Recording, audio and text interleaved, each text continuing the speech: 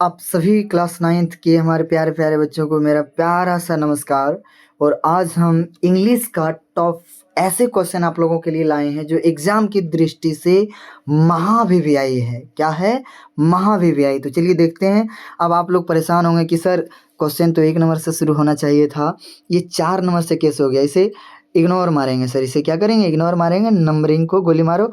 आप लोग टॉप 40 पर क्वेश्चन को देखेंगे। पहला क्वेश्चन आप लोगों के सामने ये रहा। क्या कहता है कि वेयर मैन हैज ये ड्रीम, व्हाट इज इट? अर्थात सर कहा जाता है कि वेयर मैन का जो ड्रीम क्या था सर, उसका लाइफ यानी अपने जीवन का कौन सा ड्रीम था, कि वो क्या था, वो ड्रीम क्या था। तो कहता है सर कि ही इज़, कलर थोड़ा चेंज कर लेते हैं ताकि दिमाग भी आप लोगों का हरा भरा रहे। कहता है his lifelong dream was to paint a masterpiece. ज़रा सा आप लोग वेट करेंगे, ये मैसेज का काम तमाम करते हैं। कहता है हमारा पहला क्या बतलाया कि जो हमारा वेयर मैन था उसका जीवन का, अपने लाइफ का सबसे बेस्ट ड्रीम क्या था। कहता है his life long dream was ये टू पेंट ये मास्टरपीस। यानी पहला ही ऑप्शन सही है कि उसका एक ही था कि हम जो है अपने जीवन में एक ऐसा मास्टरपीस कलाकृति अपना दिखाएंगे, एक चित्रकारी करेंगे जो अपने संपूर्ण जीवन का सबसे श्रेष्ठ मेरा वही होगा। हमारे संपूर्ण जीवन का सबसे श्रेष्ठ मेरा वही होगा। इन चीज़ों को सर ध्यान में लेकर के चलेंगे आगे। ये आज परेशानी बना रहा है। अब हम लोग देखेंगे अगला क्वेश्चन। अगला क्वेश्चन क्या कहता है? याद रहा कि फर्स्ट क्वेश्चन जो है इसे 4 नंबर ना समझने की गलती करेंगे, ये नंबरिंग उल्टा पुल्टा है। खाली हम लोग क्वेश्चन और आंसर देखेंगे। तो इसका पहला सही था। अब हम लोग चलिए क्वेश्चन नंबर 2 जो ओरिजिनल में 2 है, ये 2 नंबर क्वेश्चन है। ऊपर वाला 1 नंबर था। कहता what is Vermeer's masterpiece? आखिर वेयर मैन ने अपने जीवन का सर्वश्रेष्ठ जो कलाकृति दिखाई वो क्या था सर? वो क्या था? कहता ये, कहता द एवी क्रीपर, नहीं सर। कहता द लास्ट लीफ, बिल्कुल सर, कि द लास्ट लीफ जो उसने बनाया था कि वही सर, उसकी लता नहीं उसका पत्ता बनाया हुआ था जो अंततः झड़ गया था, लेकिन इसका कलाकृति के कारण उस लड़की की जान बच गई थी। तो नंबर 2 हो जाएगा सही आंसर। आगे सर देखिए क्या कहता है, यानी क्वेश्चन नंबर 3 देखेंगे। क्या देखेंगे? 3 आगे कहता है sir the happy Prince was, खाली जगह। ये हैप्पी प्रिंस क्या था सर? ये स्टैच्यू एक मूर्ति था, या एक बेगर यानी एक भिखारी था, एक बर्ड एक चिड़िया था, या एक ह्यूमन बीइंग या एक मानव था सर? तो सही आंसर क्या हो जाएगा? ए नंबर। यानी ये क्वेश्चन नंबर 3 का सही आंसर क्या हो जाएगा? ए नंबर। आगे बढ़िए, इसे आप 10 नंबर ना समझेंगे। ये क्वेश्चन नंबर 4 है और ये क्वेश्चन नंबर 5 है। तो चलिए हम नंबरिंग कर दिए, आप लोग सीरियल कॉपी में कर लीजिएगा। तो 4 नंबर क्वेश्चन क्या कहता है कि is there any culture without ये फ्लूट? यानी 4 नंबर क्वेश्चन क्या कह रहा है कि इज़ देयर कल्चर विदाउट ये फ्लूट? तो यस बोलेंगे, नो ये गलत है, नो तो दैट इज़ राइट, यानी B is the right answer. 10 number का कौन सा आंसर हो जाएगा? 10 नंबर बोलते हैं, हम भी मिस्टेक कर गए। 4 नंबर, ये क्वेश्चन नंबर कितना है? 4। ये देखिए क्वेश्चन नंबर 5 जो है इसके जगह पर 5वां नंबर क्वेश्चन क्या कहता है कि विच sound is the speaker talking of? Which sound is the speaker talking of? यानी कहता है कि मैनुअली कि जो विच sound is the speaker talking of, तो यानी किस साउंड के बारे में स्पीकर जो है वो बात कर रहे थे। तो फ्लूट साउंड यानी बांसुरी का जो साउंड था वो। तो हमारा सही आंसर क्या हो जाएगा? ए। आगे देखेंगे सर क्वेश्चन नंबर 6, ये 9 नहीं, क्वेश्चन नंबर कितना है? 6। कहता who were Jerome's friend, who were Jerome's friend कौन हो जाएगा? 6 नंबर का फटाक से आप लोग बताइए। हैरिस था, बिल्कुल हैरिस भी सही है, और जॉर्ज था, बिल्कुल ये भी तो सही है, दोनों उसका फ्रेंड था। जॉन नहीं था। तो आंसर हमारा क्या हो जाएगा? बोथ ए एंड बी, यानी हमारा करेक्ट आंसर क्या हो जाएगा 6 नंबर का? डी। अब चलिए ये है हमारा 7 नंबर, और 1-2 क्वेश्चन फिर सीरियल हो जाएगा। 7 नंबर क्वेश्चन, तो when was Bismillah Khan born? यानी बिस्मिल्लाह खान का जन्म कब हुआ था? फटाक से बताइए। ऑन 21 मार्च 1916। बिल्कुल पहला ही ऑप्शन हमारा सही हो चुका है। यानी बिस्मिल्लाह खान का जन्म कब हुआ था? 21 मार्च 1916 को। ए नंबर यानी ए इज़ द राइट आंसर।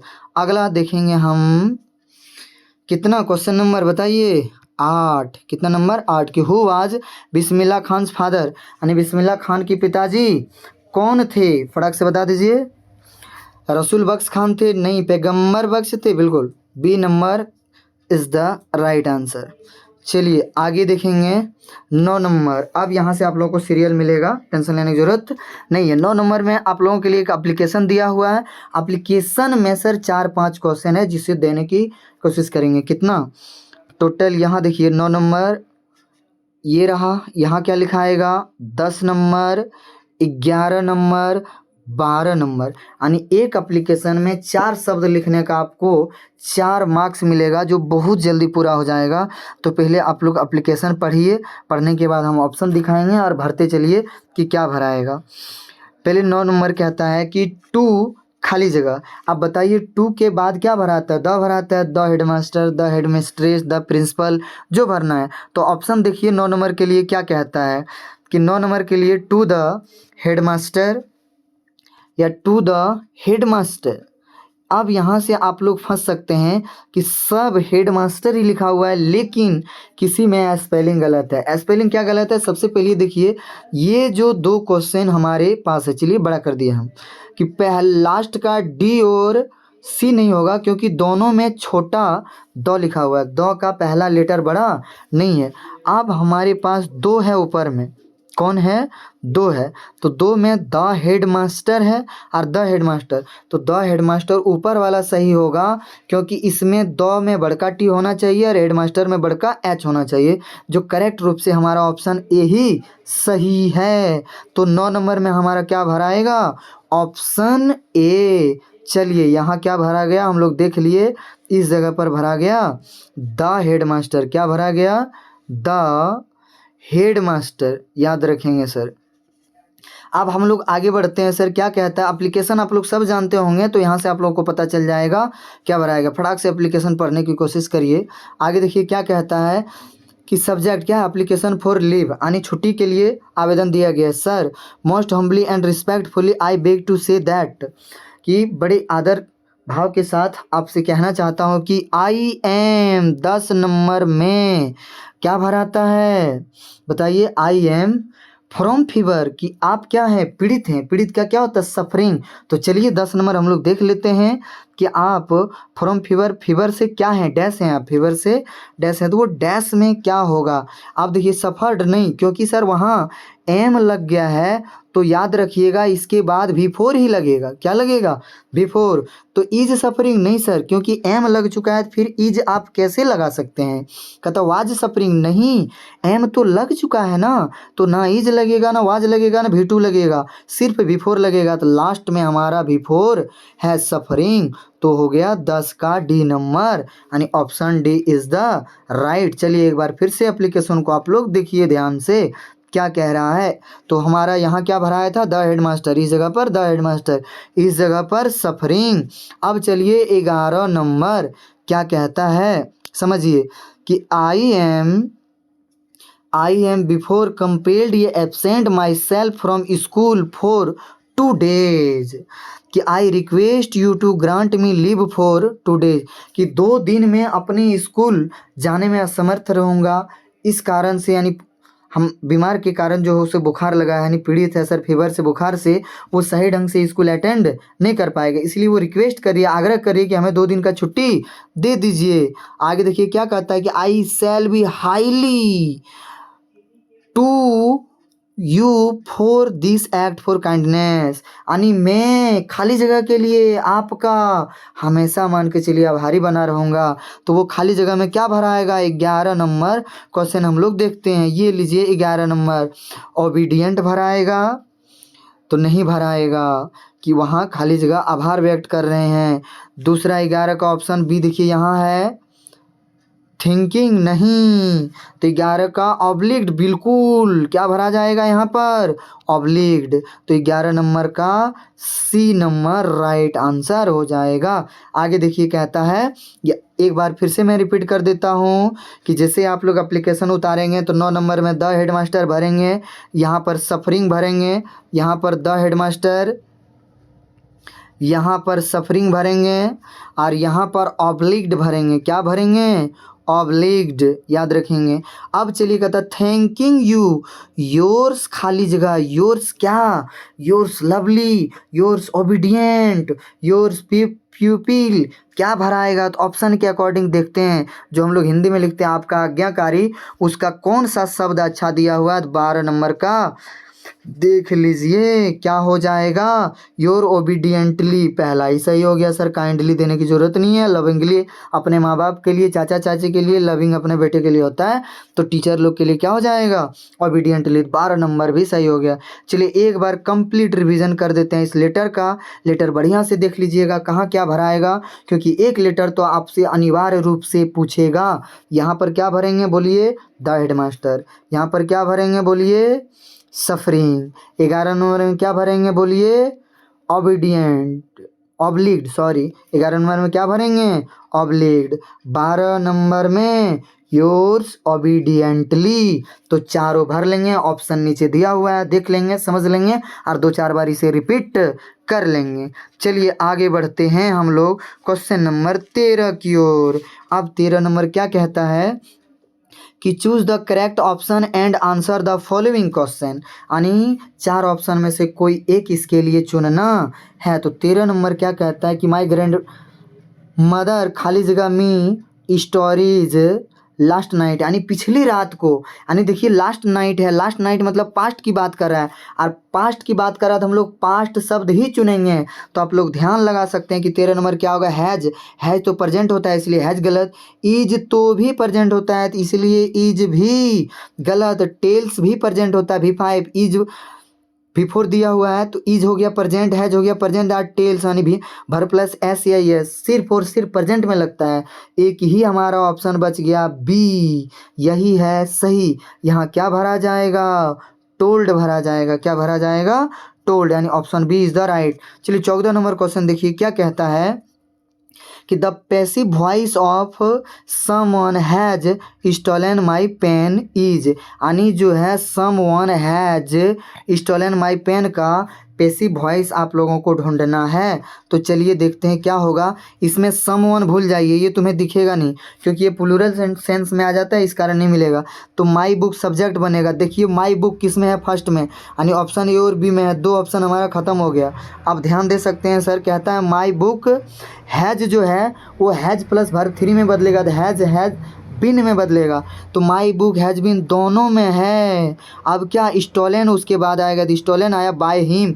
जब यहाँ समवन है तो हिम कहाँ बाप घर से आ गया, नहीं आएगा, यानी option A is the right answer. क्या हो जाएगा, ये इज़ द राइट आंसर। 15वां नंबर क्वेश्चन देखिए, खड़ा ये ग्रामर वाली पार्ट है सर। अभी आप लोग का फिर से बुक का क्वेश्चन आएगा, टेंशन लेने की जरूरत नहीं है। 15वां नंबर देखिए क्या कहता है कि खाली रमन खाली जगह ये letter when I entered his room, यानी क्या कह रहा है सर, इंटर्ड, सबसे पहले भर पकड़िए, ये तो हो गया सर, ये भी V2 हो गया। V2 मीन्स पास्ट, और इसमें पास्ट खोज लो। अब क्या कर लो, पास्ट खोज लो। लेकिन सर पास्ट हमारा ए है, बी है, सी और डी नहीं है, 2 ऑप्शन खत्म। अब रॉट लगेगा या सर वाज राइटिंग लगेगा। तो क्या कहता है, V2 तो यहाँ लग चुका है, तो इधर भी V2 लगने का सेंस नहीं है। तो क्या लग जाएगा यहाँ, option B is the right, was writing, यानी यहाँ बी नंबर भरा जाएगा। तो हो गया रमन वाज राइटिंग ये letter when I entered his room, यानी शुद्ध हिंदी इसका होगा कि रमन क्या कर रहा था, कि रमन जब एक पत्र ये लेटर लिख रहा था सर, रमन क्या कर रहा था, जब एक लेटर लिख रहा था when I entered his room, उसी समय में उसका रूम में घुस गया सर। आगे सर 16 नंबर क्वेश्चन देखिए, ये भी ग्रामर का है। क्या कह रहा है कि it is very dangerous to enter खाली जगह भरिए द एनिमीज कैंप। अब यहाँ प्रीपोजिशन भरना है। 16 नंबर में क्या भराएगा सर, फटाक से देखिए सेट करके कि एट द इनेमिज कैंप, नहीं सर, इनटू, यानी इनेमिज कैंप, कैंप होता है ना कोई जगह ऐसा क्षेत्र है जब किसी जगह के हम लोग अंदर जाते हैं तो अंदर जाने के सेंस में इनटू लगाते हैं। बाहर से किसी चीज़ में जब अंदर जाते हैं तो वो सेंस क्या हो जाता है, इनटू का। तो इसलिए यहाँ क्या भरा आएगा, इनटू। तो बी इज द राइट। चलिए 17वां नंबर क्वेश्चन देखिए क्या था, द मैन रोब्ड मी, खाली जगह, माई पोजिशंस, यानी सर रोब्ड यहाँ भी प्रीपोजिशन है सर, तो फटाक से बताइए 17 का क्या हो जाएगा कि the man robed me of my positions, कि एक आदमी ने मेरे और मेरी पोजीशन को भी, तो ऑफ लग जाना चाहिए सर, क्या लग जाएगा, यानी ए is the right, A is the क्या हो जाएगा सर, राइट आंसर 17 का ए। चलिए उसके बाद सर 18वां नंबर क्या कह रहा है कि the indirect speech of the teacher said, ठीक है, the teacher said the sun rises in the east, यानी ये पूरी तरह से क्या हो गया, पूरी तरह से हमारा नरेशन है, यानी डायरेक्ट इनडायरेक्ट है, तो इसको चेंज करने की कोशिश करेंगे। तो 18 का हमारा सही क्या हो जाएगा कि the teachers told me that someone, नहीं पहला गलत है, the teachers asked me if he, ये भी गलत है, the teacher said that the sun rises in the east, यही है सही, यानी option C is the right answer 18 का। आगे देखिए सर 19 नंबर का क्या कहता है कि the indirect speech of he said to me, यानी दो दो को डायरेक्ट इनडायरेक्ट आप लोगों को पूछेगा, इसलिए सर इनडायरेक्ट डायरेक्ट इनडायरेक्ट बढ़िया से पढ़ना जरूरी है। यानी 19 नंबर का आंसर हमारा जो हो जाएगा, he told me that I am writing नहीं हो जाएगा, he asked me if I was writing ये लेटर, ये भी नहीं होगा, कहता he told me that he was writing ये लेटर, यही है एकदम सही, यानी option C is the right answer. 20 number देखिए आ गया मॉडल, 20 नंबर में क्या आ गया, मॉडल। जरा मॉडल के बारे में देख लेंगे हम लोग, क्या कहेगा कि खाली जगह you tell me why you are weeping, कहता है ना कि तुम क्यों रो रहे हो, तुम मुझे एक खाली जगह कर सकते हो, यानी बता सकते हो सर। तो याद रखना जो कार्य करने की क्षमता होती है और नॉर्मली बता सकती है, तो वहाँ तो मस्ट जरूरी नहीं है सर कि, या शुड भी जरूरी नहीं है कि तुम्हें बताना चाहिए, तुम बता सकते हो सर। तो कैन या मे लगना चाहिए, तो मे की कोई संभावना है नहीं, क्योंकि सर अगर हम काहे रो रहे हैं कोई हमसे पूछ रहा है तो हमारे अंदर उतनी तो क्षमता होती है कि हम बिंदास रूप से उसे बता सकें। तो option B is the right. अब आगे आ जाइए सर 21 नंबर में एक वॉइस है सर, 21 नंबर में क्या है, वॉइस है, क्या कहता है, कहता the passive voice of we are playing cricket, तो इसका पहला क्रिकेट इज प्लेड, नहीं सर, या cricket was played by us, नहीं cricket is being played by us, क्या हो जाएगा सर 21 नंबर का option C is the right.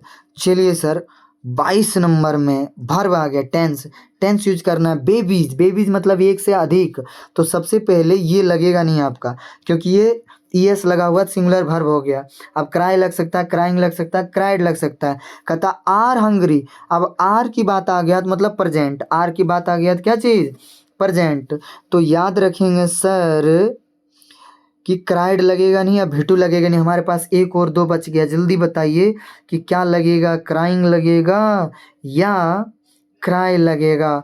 तो 22 का क्राइंग भी नहीं लगेगा, क्योंकि V4 लगने से पहले कुछ ना कुछ हेल्पिंग वर्ब रहना चाहिए, तो डायरेक्ट V4 अगर हम लोग लगाएंगे तो हेल्पिंग वर्ब है नहीं, तो इसलिए यहाँ क्या भरा जाएगा, क्राई, यानी option B is the right.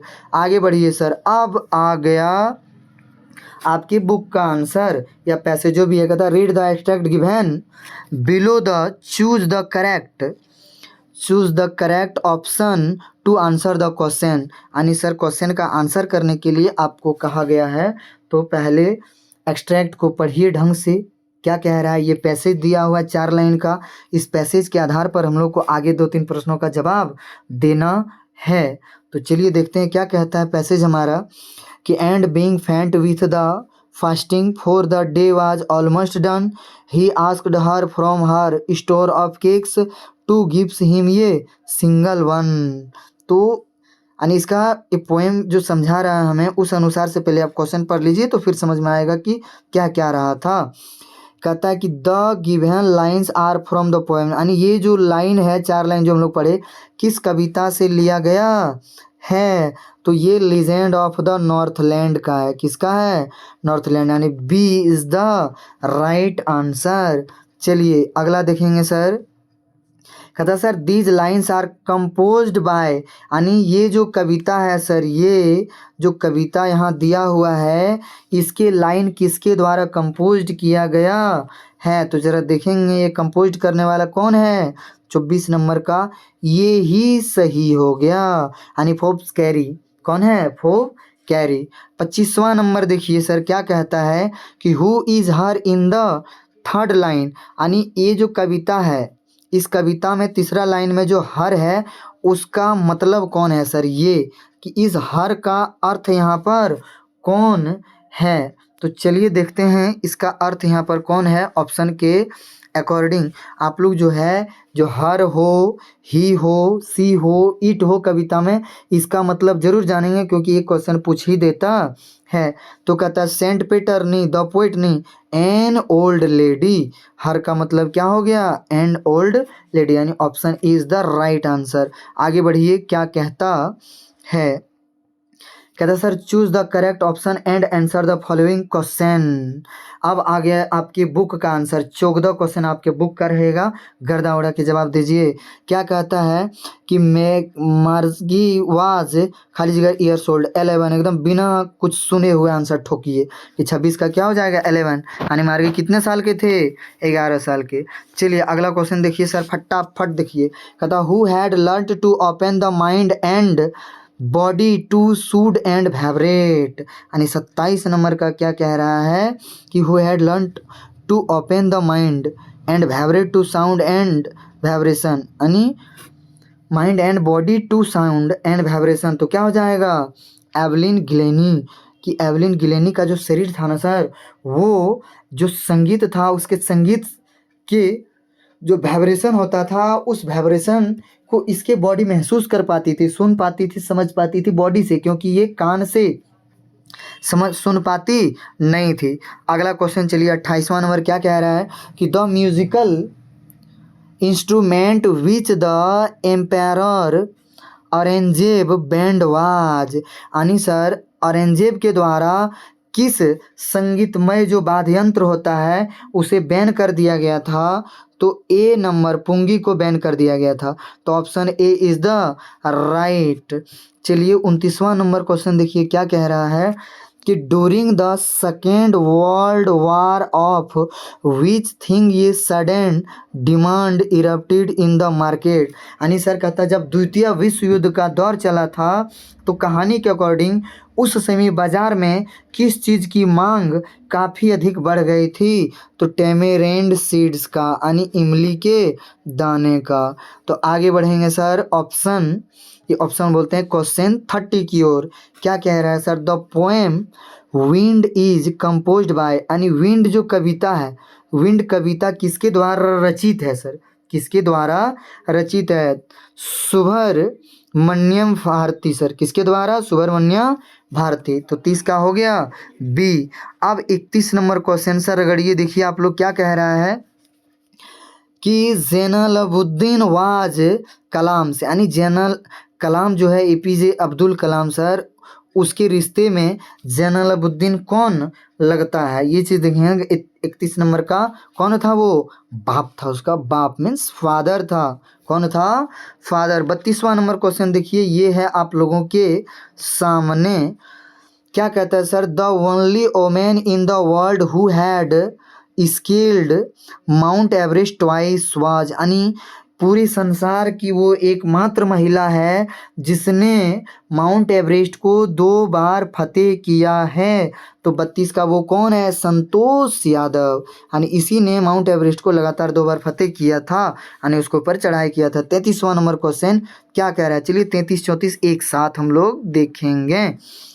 क्या कहता है सर कि the name of the little girl was, यानी लिटिल गर्ल जो कहानी है सर, वो उसमें लिटिल गर्ल का नाम क्या है? तो 33 नंबर का हो जाएगा ए केजिया, क्या हो जाएगा केजिया। अब आगे देख लीजिए सर 34 नंबर भी क्वेश्चन देखिए, the child went to a fair with, यानी सर बच्चा जो है वो किसके साथ मेला गया था, तो फटाक से बताएंगे 34 का क्या हो जाएगा, पेरेंट्स यानी माँ बाप के साथ, आंट माने चाची के साथ, टीचर मतलब शिक्षक या फ्रेंड दोस्त, नहीं तीनों नहीं होगा, पेरेंट्स अपने माँ बाप के साथ वो मेला गया था। 34 का ए नंबर सही हो जाएगा। 35 नंबर क्वेश्चन देखिए क्या कहता है कि who could wave out endless stories and anecdotes, यानी क्या कहता है कि who could waves out endless story, यानी जो अनंत कहानियां सर किसके द्वारा रचित था, एंड एनेक्डोट्स यानी उसके द्वारा जो कहानियों का संक्षेपण सा सारांश था, जो रचित अनंत एक स्वरूप में दिया जाता था सर, वो किससे आई ईश्वरन के द्वारा, किसके आई नहीं ईश्वरन ही हो जाएगा सर, किसके द्वारा ईश्वरन के द्वारा। अब चलिए 36 नंबर क्वेश्चन क्या कह रहा है कि from home had the grand father bout Toto, यानी दादाजी के द्वारा टोटो किससे खरीद के लाया गया था, तो आंसर क्या हो जाएगा, ये स्टेशन मास्टर नहीं, गलत, ये फ्रेंड नहीं, ये टोंगा ड्राइवर, यानी जो टोटो बंदर दादाजी ने जो खरीदा था वो किससे खरीदा था, ये टोंगा ड्राइवर से। आगे बढ़िए सर 37 नंबर क्या कहता है, कहता है sir who grew fat like ये स्ट्रीट साइड सैक्रेड बुल, यानी सर कहता है गाँव के जो सबसे अच्छे सर बैल है उसके जैसा ग्रेव यानी फैट मोटा होकर के हो जाएगा सर, कौन, तो वो डिसिपल के अंदर आता है सर, किसके अंदर आ जाता है, डिसिपल के। हु ग्रेव फैट लाइक ये स्ट्रीट साइड एक्रोड, यानी गांव के गलियों के जो सेक्रेट यानी पवित्र रूप से जो महादेव के लिए हम लोग ऐसे ही गश्ती करके छोड़ देते हैं सर, तो उस प्रकार से कौन सर ग्रो कर रहा था, वृद्धि कर रहा था, तो डिसिपल सर, कौन, डिसिपल। 38 नंबर क्वेश्चन देखेंगे क्या कह रहा है कि the statue of the happy Prince was covered with, यानी हैप्पी प्रिंस का जो स्टेच्यू था, मूर्ति था, वो क्या चीज़ से ढका हुआ था, तो याद रखेंगे पहला ही सही है, सोना से, यानी सोना का पूरे शरीर पर सोने की छोटी छोटी पंखुड़ियाँ था, उसके आँखों में सर वो लगा हुआ था, क्या कहेंगे, जो सबसे ज़्यादा सर कॉस्टली होता है मूंगा, प्लस तलवार के मुट्ठी पर भी सर अलग था, मनी था। अब 39वां नंबर क्वेश्चन कहता है कि व्हाट वाज बेहरमैन्स ड्रीम, ये क्वेश्चन रिपीट हो गया, बेहरमैन्स का सपना क्या था, बोलिए, तो टू पेंट ये मास्टरपीस, क्या था सर, टू पेंट ये मास्टरपीस, के अपने जीवन में एक ऐसा कलाकृति करूँगा कि ना मैं आज तक कर पाया हूँ और ना ही कोई कर पाया है, तो 39 का डी हो जाएगा सही। आगे ये क्वेश्चन 2 बार हो गया था 39 वाला, तो चलिए कोई बात नहीं, 38 39 दोबारा रिपीट था, इसे देखने की ज़रूरत नहीं है। अब लास्ट क्वेश्चन आज का जो हमारा है वो क्वेश्चन ये आपके सामने रहा, सब कुछ जवाब देने की कोशिश करेंगे। क्या कहता है कि इरसामा इज़ स्मॉल टाउन इन, यानी इरसामा जो है वो स्मॉल टाउन किस राज्य का है, तो वो ओडिशा का, कहाँ का है सर, ओडिशा, तो याद रखेंगे। तो ये हमारा टॉप 40 क्वेश्चन था, इसमें अच्छे भी प्रश्न शामिल किए गए थे जो एग्ज़ाम की दृष्टि से वीवीआई थे। अब आप लोग बताएंगे कमेंट बॉक्स में कि 40 में से आपका कितना सही हुआ, कमेंट ज़रूर से ज़रूर करेंगे। और कल संडे है, कल आप लोग जैसे कहिएगा, अगर कमेंट बॉक्स में कमेंट डालिएगा कि हाँ सर कल भी वीडियो आना चाहिए, तो कल भी ज़रूर वीडियो आपका आएगा, और नहीं तो फिर अगला वीडियो डायरेक्ट मंडे को शाम 6 बजे आएगा। कल संडे है, कल आप लोग भी 360 डिग्री रिवीजन कीजिए, हम भी ज़रा सा रेस्ट कर लेंगे। तो चलिए अगले वीडियो में, अगर आप अभी इसमें अभी आए हैं मेरे चैनल पे और चाहते हैं कि इनसे जुड़ करके आगे की पढ़ाई करें, तो आप ज़रूर इस चैनल को सब्सक्राइब करके रख लीजिए, इसी तरह का महत्वपूर्ण वीडियो देखने को मिलेगा। फिर मिलते हैं, तब तक के लिए थैंक यू।